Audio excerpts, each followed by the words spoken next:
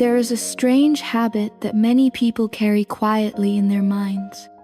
When life becomes difficult, our thoughts often become darker than reality itself. We imagine the worst possible outcomes. We expect failure before anything even happens.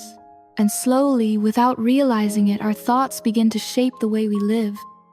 But what if the way we think could actually change the direction of our lives?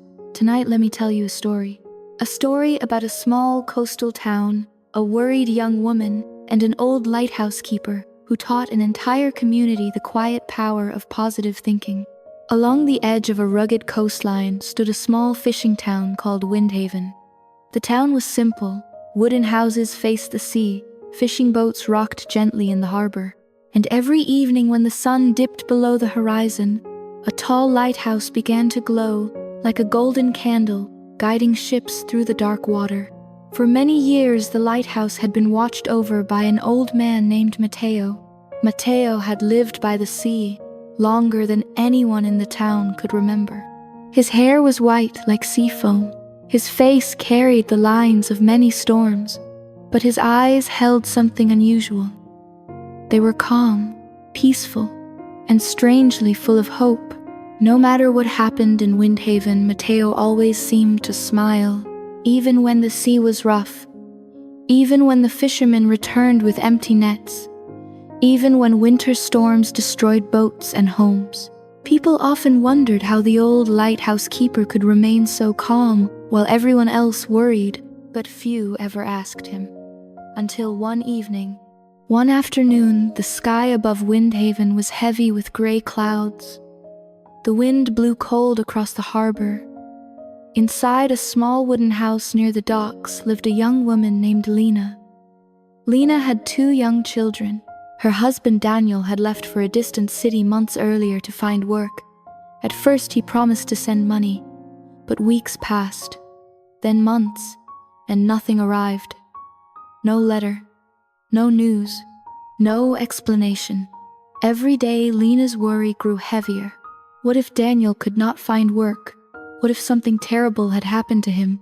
What if he never came back? The thoughts circled endlessly in her mind like storm clouds.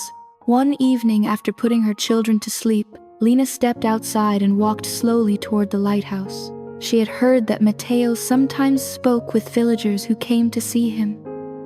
And tonight she felt too overwhelmed to stay alone with her thoughts. The lighthouse stood tall against the crashing waves. Inside, Mateo was lighting the evening lantern when he heard soft footsteps behind him. He turned and saw Lina standing quietly near the doorway. Her eyes were red from crying. Mateo did not ask many questions. Instead, he simply gestured toward a wooden chair beside the window. "Sit," he said gently. Lina sat down. For a moment, she stared at the ocean outside. Then the words began to spill out. "My husband left months ago," she said. "He went to the city to find work. He said he would send money." She paused. "But nothing has come." Mateo listened quietly. "I try to be strong for my children," Lina continued, her voice trembling. "But every night I imagine terrible things. What if he failed? What if he abandoned us? What if something happened to him?" The room grew silent except for the sound of waves striking the rocks below. Finally, Mateo spoke. "Lina," he said, "calmly tell me something. What do you believe will happen?" Lina looked confused. "I don't know," she said softly, "but my mind keeps expecting the worst." Mateo nodded slowly. Then he walked to the window and pointed toward the ocean. "Do you see the horizon?" he asked. Lina followed his finger. Far in the distance, the dark sea met the fading sky. "Many sailors fear the night," Mateo said. "They imagine storms that may never come. They imagine rocks beneath the water that may not even be there. But when they focus only on fear, they forget something important." What Lina asked, Mateo smiled slightly. "They forget the lighthouse." Lina looked toward the glowing lantern above them. Mateo continued, "The lighthouse does not control the ocean. It cannot stop storms. It cannot calm the wind. But it gives sailors something powerful, a direction, a reason to keep moving forward. Lina listened quietly, but she still looked uncertain. Mateo turned back to her. "Let me tell you a story," he said. "Many years ago, a fisherman in this town lost everything. A storm destroyed his boat. His nets were torn. His house was damaged. He believed his life was finished. Every day, he sat by the harbor, staring at the water with anger and despair. One evening I sat beside him," Mateo continued. "I asked him what he saw when he looked at the sea. He said he saw loss. He saw failure. He saw the end of his future." Mateo paused. Then I asked him to look again. "What did he see?" Lina asked. Mateo smiled. At first, nothing different, but slowly he began to notice something. The sea was still full of fish. The harbor was still full of boats. The sunrise still came every morning. And eventually, he realized something important. His life had not ended. Only his thinking had trapped him. Mateo looked directly at Lina. When he changed the way he looked at the world, his life began to move again. Lina sat silently for a long time. The wind outside had softened. Finally, she spoke. "But what if things truly go wrong?" she asked quietly. Mateo nodded. "They sometimes will. Life is not a calm ocean, but there is a difference between preparing for storms and living inside them before they arrive." Lina lowered her head. Mateo continued gently. "If every morning you wake up expecting disaster, your strength will disappear. But if you wake up believing there is still hope, your mind will begin to search for solutions. Your heart becomes lighter, and that strength helps you face whatever truly comes." Lina slowly breathed out. For the first time in weeks, her chest felt less tight. "So what should I do?" she asked. Mateo answered simply.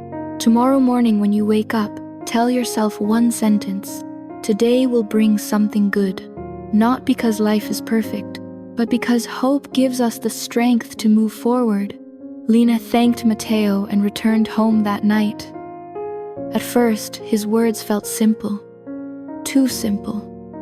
But the next morning she remembered what he had said. As sunlight touched the window, Lina whispered quietly to herself, "Today will bring something good." She repeated it the next day, and the next. Slowly, something inside her began to change. Her mind no longer spent every moment imagining disaster. She focused on caring for her children. She worked harder at the small fish market in town. She spoke with neighbors again, and little by little, hope returned. 3 weeks later, something unexpected happened. A letter arrived. It was from Daniel. He had found work repairing ships in the city. He apologized for the silence. He explained that the work had been difficult at first, but now he had steady income. Inside the letter was money, enough to help Lina and the children for months. Lina ran straight to the lighthouse. When Mateo opened the door, she held up the letter with tears in her eyes. "He found work," she said. Mateo smiled warmly. "You see," he said, "when we keep our minds full of darkness, we cannot see the light that is already coming toward us." Word of Lina's story spread across Windhaven. Soon, many villagers began visiting the lighthouse. Some came with worries about money. Others came with fears about illness, family, or the future. Mateo rarely gave complicated advice. He simply reminded them of one quiet truth. Problems will always exist, but the way we think about them determines how strong we become. And slowly, the town itself began to change. Not because life became easier, but because the people carried something stronger inside them, hope. And maybe that is the quiet lesson hidden inside this story. Positive thinking is not about pretending life is perfect. It is about choosing light, even when the sky is still dark. Because sometimes, the most powerful lighthouse in our lives is the way we choose to think.